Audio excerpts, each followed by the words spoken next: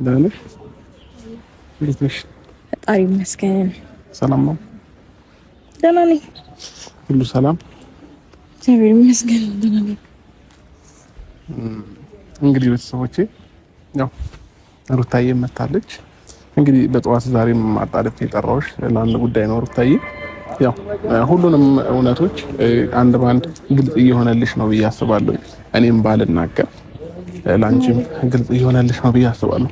ሩታ ምንም ማለት አያስፈልገውም። ትናንትና ያ ሁሉ ነገር ተፈጠረ እኔና አንቺ ላይ፣ ግን ደግሞ ሄደን ምርመራ አደረግን። ኦልሬዲ የዚህ ነገር ውጤት እንደሚቆይ ያውቃሉ፣ እያወቁ ነው። እኔና አንቺ ረጅም ታይም እንዳንገናኝ ስለሚፈልጉ ነው ይህ ሁሉ ነገር እያደረጉ ያሉት። ሲቀጥል ሩታዬ በዚህ ሰዓት እኔ ነኝ ካንቺ ጎን መሆን ያለብኝ፣ እኔ ነኝ የማዋጣሽ። ስለዚህ አሁንም ቢሆን ሩታ መመክርሽ ነገር ምንድነው፣ ዘመዶችሽ ላንቺ ነገ ትዳር አይሆኑሽም፣ ህይወት ሊሆኑሽ አይችሉም። ገባሽ? እኔና አንቺ ነን እግዚአብሔር እስከፈቀደልን እድሜ ድረስ አብረን መኖር የምንችለው ማለት ነው።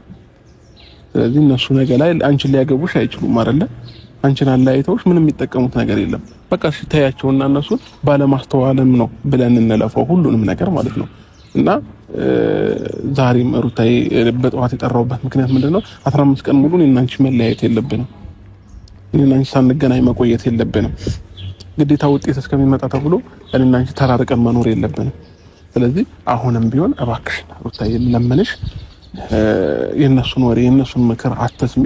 እኔ በእርግጠኝነት ምነግርሽ ውጤቱ ሲመጣ ታፍሪያለሽ ሩታ፣ እግዚአብሔር ነው የምልሽ፣ ታፍሪበታለሽ።